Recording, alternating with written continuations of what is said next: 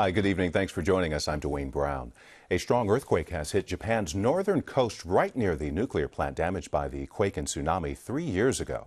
The 6.5 magnitude quake was centered off Fukushima. There was also a 4.6 aftershock and a small tsunami just 8 inches high.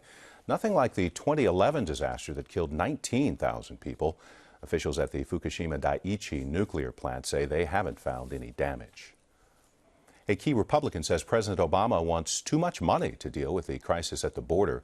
The president wants $3.7 billion to pay for more personnel and facilities to handle a surge of Central American migrants at the border. Kentucky Congressman Hal Rogers says the requests won't make it through the House because it's too expensive. Rogers is chairman of the House Appropriations Committee. The U.S. is scaling back an effort to discourage illegal crossings. Since 2008, Border Patrol's been taking migrants back into Mexico, hundreds of miles from where they were captured. They'd hoped the migrants would give up after being separated from their smugglers, but government data shows it may not be working. An update now on the ongoing illegal donations case right here in San Diego. The Ethics Commission has fined 8 people for acting as straw donors, making illegal contributions to Bonnie Dumanis' mayoral campaign in 2012. This is all part of the case involving a Mexican businessman. He's accused of giving money to people so they could make political donations. It is illegal for a foreign national to contribute to U.S. campaigns. The fines total $60,000 for the straw donors. Now, if you happen to catch a TV or radio ad touting one of the candidates in the 2014 mayor's race, there's a good chance it was paid for by an independent political committee supporting that candidate. These committees have spent millions on ads during the race. Now, the Ethics Commission is taking steps to limit those activities. iNewsSource reporter Joe Girardi joins us from the newsroom with more. Remind us what these groups do and how they differ from a candidate's campaign, Joe. Well, independent committees are political organizations formed to support or oppose candidates for office. They can't coordinate strategies such as advertising with the candidates they support. Because they're independent, they're exempt from the contribution limits imposed on candidates. These committees can raise unlimited sums of money from individuals, corporations, unions, pretty much anyone else. And why did the Ethics Commission decide to take a closer look at them? Well, during the mayor's race, candidates were uploading video and other materials to their websites. These independent committees were then downloading the video and paying to put them on TV.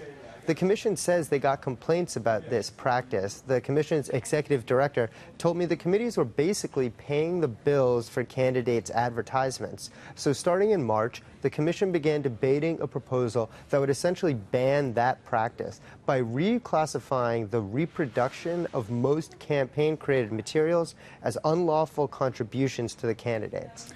And how common is this sort of thing? It's plenty common. A longtime local campaign manager told me he knows of many campaigns that use their websites primarily as a vehicle to get videos, audios, and photos to these independent committees. The fact is, these committees have plenty of money to spend. They spent more money than the candidates themselves in the mayor's race. At the same time, candidates want to get their message out there. It only makes sense that this would be happening. And how soon might the new proposal go into effect? Well, the commission voted to forward it to the city council on Thursday. A council committee could take up the matter as soon as September. iNewsSource reporter Joe Girardi. California's Attorney General has been asked to look into a controversy over the state's Latino Legislative Caucus. Oceanside Assemblyman Rocky Chavez says he was denied membership because he's a Republican. The head of the caucus says it was founded 40 years ago by Democratic lawmakers and says there is a Republican caucus for Chavez.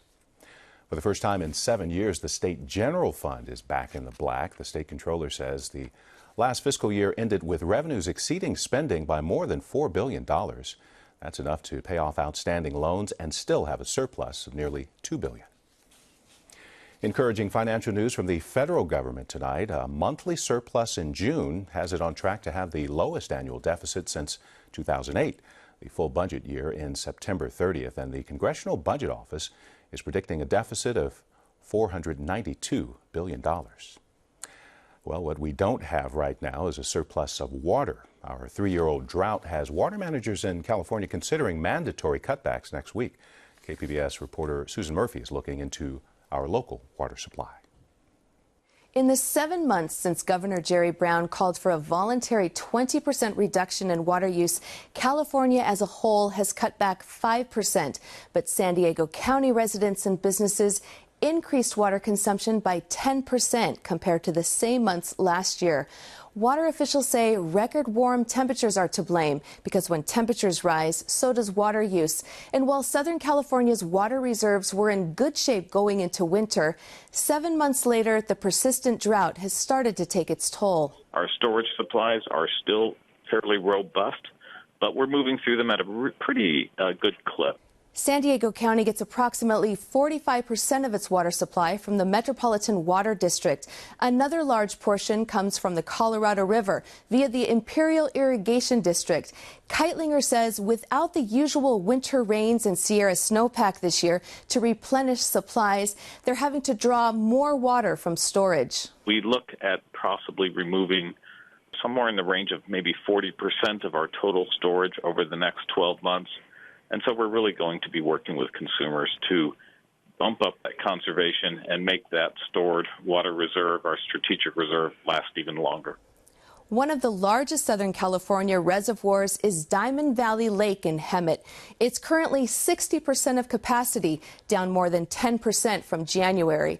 In all, Metropolitan has the ability to store about 3 times the annual water demand of Southern California. This year, if the drought continues, the water agency is on track to be left with just 1 year's reserves. The California Water Resources Board on Tuesday is set to consider statewide mandatory water restrictions targeting outdoor water use. The new restrictions would prohibit overwatering your lawn and creating runoff, rinsing sidewalks or driveways, washing your car without a nozzle, or using drinking water to operate a decorative fountain. Those who don't comply could face a $500 fine. Susan Murphy, KPBS News. A series of public meetings are being held to get feedback on the proposed extension of the trolley line. Peggy Pico takes a look at the route, the cost, and what's next. The plans for the trolley expansion, called the Mid-Coast Corridor Transit Project, continues to move forward. Here's an artist's rendering of what it may look like. The plan calls for adding 11 miles to the existing trolley system that would start in Old Town with stops that will include VA Medical Center and UCSD, and it would terminate at Westfield University Town Center Mall. Joining me is Sandag's John Haggerty, Project Director for Mid-Coast Trolley Expansion. Welcome to Evening Edition. Thank you. Now, John, this expansion project, why is it thought to be needed, and what kind of ridership is expected? We're expecting 21,000 riders a day on opening. It's needed because it's part of the Transnet Early Action Program that was voted on by the voters of San Diego to extend the trolley from Old Town north to UCSD. And so it was part of the Transnet package approved. And now we're in the process of doing the environmental document and moving forward with the project. If you would actually this if you could tell us where precisely these stops will be, maybe kind of go over some of the highlights of them. Okay.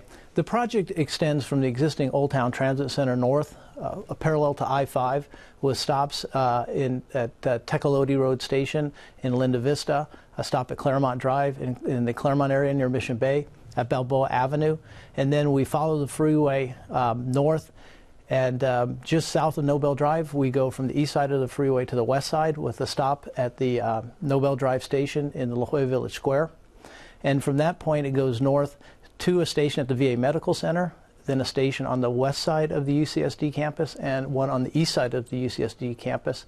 Another station at Executive Drive with the terminal station at the University Town Center at the shopping mall. A lot of different shops, a lot of different, for one route, actually, a lot of different ways you could get on and off of it. Would the entire route be elevated? We've seen the pictures of the artist rendering. The route is basically in the low sand corridor, or the coaster corridor, through from Old Town all the way north to SR 52, and then follows I-5. Kind of along the embankment, just along the side of the highway.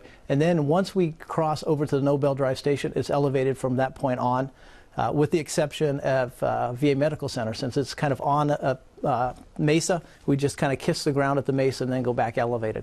AC, how much is this going to cost, and how will it be funded?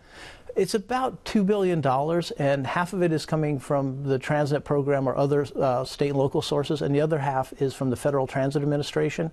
So we're looking for a full funding grant agreement, which is the federal government's contract with Sandag to fund half of the project. And then the Transnet you were talking about is that half cent sales tax that people voted on. Half cent sales. Okay. I know there's several. I did want to ask you about this. The San Diego ferry shrimp. Now, I know they're federally listed as an endangered species that was recently discovered in the proposed path of the trolley expansion. What did Sandag's supplemental report find on this ferry shrimp, and what's going to happen? Okay, yeah, they are endangered, listed endangered species, and so we found them in the ferry shrimp live in small, either vernal pools or ephemeral pools of water. And so we have an ephemeral pool that was just, some water they had collected on the right-of-way. It did have ferry shrimp, so we're proposing to mitigate those at a location down in Otay Mesa where there's some vernal pools that we're going to then provide some additional mitigation and provide mitigation for that impact that we have for that particular location of ferry shrimp and the rest of them that may be on the alignment. So we're working with the U.S. Fish and Wildlife Service, the Coastal Commission, and others to complete that mitigation. Basically move them and right. Okay. There's several public meetings I know that are being held throughout this summer. What are some of the concerns being addressed in those meetings? I know they range, there's quite a wide range. Right. Well, last summer we did public meetings for the entire project for the draft environmental document. Right now we're out looking for public input on the station design. So we're developing the stations. We had a meeting at University City to go over some of the station designs. We're going to be meeting at Claremont, Linda Vista, and PB later in the summer, and we're really soliciting people's input on the various design elements of the station, the shelters, the pavement, the colors, the rest. Have you moved beyond the obstruction of views, or are people still talking about that, or is that something that's already been addressed? We've addressed the view corridors in the environmental document, and now we're really looking for details on the stations themselves. So some of the issues come up, lighting. So we're looking at how we address lighting so it doesn't send glare into people's houses. We're looking at the landscaping and some of the other elements that would make the stations, I think, part of the neighborhood. And that's what we're really trying to get at. If you could tell us just briefly, when is the project slated to start, and when would riders be able to jump on board? Okay. We're really going to start construction with some utility relocation later in, potentially late in 2014 and 2015. Real construction starting in 2016. Construction ending in 2018, and riders, because we have to complete the testing of the system in probably the spring of 2019. All right. I want to let folks know we have more on this on our website, kpbs.org. Sandag's Johnny Haggerty, thanks very much. Thank you. Remember the story of the missing $1 million from a special San Diego police fund? We first told you about it back in May. Now, the city auditor says it was just a clerical error, and an analyst apparently made a typo while entering data. So instead of missing, the money was just misreported.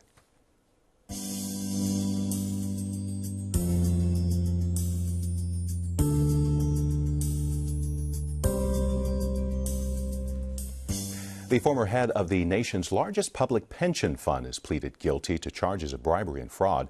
Federico Benrostro was CEO of the California Public Retirement System, or CalPERS. Today, he admitted taking money and other bribes and helped an associate make millions in a fraudulent investment scheme. The case has prompted reforms at CalPERS. San Diego Gas and Electric's gotten the okay to do some drone testing in the East County. The company says drones will help them with fire response and with inspecting equipment in remote areas. SDG&E says the test area is not near any homes or businesses. A beloved underground music venue at UC San Diego may be closing. The university is shutting the CHE Café because of safety concerns. KPBS culture reporter Angela Carone says the students who run it are putting up a fight. An all-day lineup of bands and free pizza has brought students to the CHE Café on a recent Sunday afternoon. They've come to dance and unwind in a place they say feels authentic, in large part because it's run by students, like Davide Carpano. This place has been here for a long time. It has a lot of history on this campus, as do all the student cooperatives. It's been a center of activism. It's been a place where students who don't really fit into like the dominant culture on this campus, where they can come and create their own community around types of music that aren't listened to on campus and types of activism that aren't appreciated on campus. The CHE Café has been here for over 30 years. It's one of the only places in San Diego to see punk or hardcore bands. Green Day played here before they were famous. So did Billy Corgan of the Smashing Pumpkins. It's an all-ages venue that doesn't serve alcohol. So I have a lot of friends who've struggled with alcohol, who've struggled with drugs in their lives, and they've overcome that. And one way that they've been able to overcome that is by having spaces like this. But they may not have it much longer. The university is trying to shut the CHE Café down. They say it's unsafe because it doesn't have a fire sprinkler system. Money to pay for that sprinkler system would normally come from the student fees. Sammy Chang chaired the student board that decides how student fees should be spent. He says only a small portion of UCSD students go to the CHE Café. So even though it has this unique history on campus, we're still obligated to our charter and to students who pay the fee, who don't really fully understand all of the CHE's traditions, what the CHE Café is. And the CHE was only utilized by 2% or less by the student population. Chang says most students use the spacious Price Center. Facing budget deficits, he says they have to put money where the most students are. Chang and the board offered the CHE Collective an alternative venue to book bands and programs. It's called The Loft. It's a more upscale spot at the Price Center. Not quite the same aesthetic as the CHE Café. Renee Vera is a member of the co-op that runs the CHE Café. Overall, the space has not been given its maintenance it's deserved over the last 34 years, you know. For me, it's if they would just put maybe like $10,000 into it every couple years, or maybe like an occasional like $50,000 renovation, this would all be fixed right now, and it wouldn't be this big lump sum. The cost for the sprinkler system? Close to $700,000. The administration sent an eviction notice to the CHE Collective. In turn, the collective filed a lawsuit and won a temporary restraining order. This allows them to stay in the building while they continue their fight to save the CHE. Vera says he doesn't want to think about what it will be like for students if the CHE Café closes. We don't know where they would go. There's not a lot of spaces like this. Maybe 2 or 3 other spaces like CHE Café in all of California. So I don't know where they would go. They wouldn't have this anymore. It would literally, I do believe they would just literally be missing out on something. Angela Carone, KPBS News. As thousands of children from Central America cross our borders, San Diego's congressional delegation reacts. The man who at age 17 killed a San Diego cop is eligible for parole under a new law. And why did San Diego's MTS let a troubled company try to rebuild and run a railroad here? I'm Mark Sauer. Join me for the KPBS Roundtable tonight at 8:30. It may sound like something dark, but Camp Widow is actually a place to celebrate life and love. This year's workshop has brought people to San Diego from as far away as Australia. Sewing Spirits literally saved my life. Wearing T-shirts with Hope Matters and Camp Widow on them, these regional group leaders are some of the thousands of widowed folks from all over the world who've come to San Diego to share encouragement and help others to overcome the loss of their spouse or life partner. Michelle Neff Hernandez is with the nonprofit Soaring Spirits and founder of Camp Widow. My husband was 39 years old, and I used to think of him as Superman. He was super strong. He was out for a bike ride, and he was hit from behind by a Suburban. And I was called to the scene, and I was able to say goodbye to him pretty much on scene. He ended up dying at the hospital. She says the only thing she could think about as a widow was her great-grandmother, but no one as young as her until she came up with the idea for Camp Widow. You might think initially the hardest part is having to say goodbye, and that's killer. But the hard part really is learning to want to live again. That's what David Diaz faced when he lost his wife Paula about a year ago. He says he's learned how to listen more, and he and his 3-year-old son have gained a new type of family. I met people that have kids that are, older than Gavin, and I'm able to say, hey, how did you deal with this situation? I'm getting ready to deal with this situation. And so we look out for each other. Camp Widow is holding its 6th workshop in San Diego this weekend, supporting all types of widowed people, from straight, gay, to not legally married, but life partners. and many of this year's attendees are repeat campers. People want to be a part of this energy because we've loved well. And in that loving well, we are grieving a great loss, but at the same time, we're finding a way to honor that love. And if we can continue to honor that love and help people in any circumstance who have lost that person they thought they were going to spend the rest of their life with, honor their love, then we've done our job. Since the start of Camp Widow in 2008, the group has held 9 workshops, 6 in San Diego and 3 on the East Coast. I'm Gwen Eiffel. On the next News Hour, a look ahead to the World Cup final, plus Shields and Brooks. That's Friday on the PBS News Hour.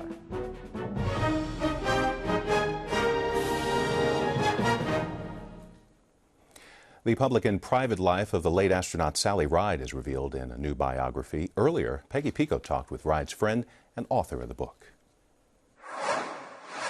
31 years ago, the late Sally Ride became the first American woman to fly into space. Later, she founded an innovative STEM education company in San Diego to encourage girls to pursue science. My guest, journalist and Ride's longtime friend, Lynn Scher, is the author of the comprehensive biography, Sally Ride, America's First Woman in Space. Lynn, welcome. I'm thrilled to be here with you. Thank you. Well, you shared a long and close friendship with Sally. How did you two first meet? We met in 1981 when ABC News, where I was a correspondent, asked me to join the team that was going to be covering the upcoming shuttle mission. It was about to start flying. And I was excited. This was a great opportunity. And I was sent down to Houston to the Johnson Space Center. One of the first people I met was Sally Ride. And the two of us just hit it off. We shared a sense of humor. We shared a lot of sensibilities.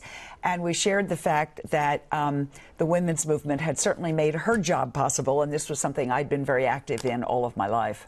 Well, I know that you guys were friends for a long time, as you said, since 1980. But there were some significant things you didn't know about her, like her same-sex partner of 27 years. Right. Why do you think she was so private?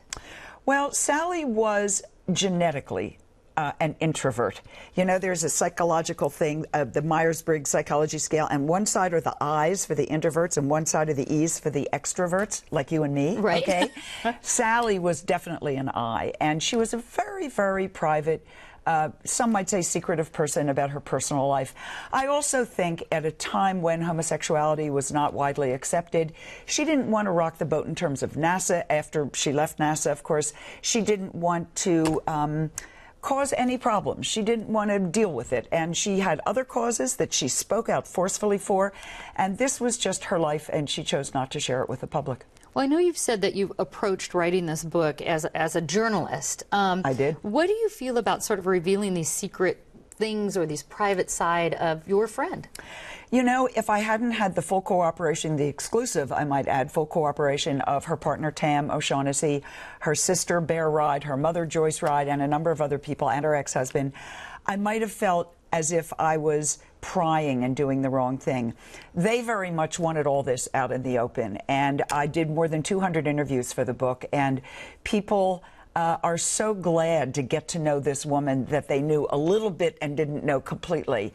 And I hope that Sally would be proud that the facts are there, the truth is there, and she still emerges as exactly the kind of hero we want for ourselves, for our children, for our grandchildren. Well, after her NASA career, she became a physics professor at UC San Diego, as most know, and founded the company Sally Ride Science. It promotes science education for girls. Tell us more about this company and its influence today. Sally wanted very much to be sure that the doors were opened for little girls the way they always were for her. She never felt any discrimination growing up. She had parents who were not the least bit scientific. No one ever said to her, Sally, girls don't study science. This was something she just got to do. And then she saw that it changed. And she saw as an adult that there were little girls who were getting signals that there was something weird about you if you studied science. That if you didn't do French or homemaking or one of those, that maybe there was something wrong. And she wanted to be sure that kids understood the joy of science. And that's what Sally Ride Science does, is it explains to kids science is fun, science is magical, and we need science to save this planet, the Earth, more than anything else right now. Who should read this book if you're not a scientist, and why should you read it? It's not a book about science. It's a book about a woman who is a hero. It's a book about things that we all go through. It's a book about a woman who was brilliant but had vulnerabilities.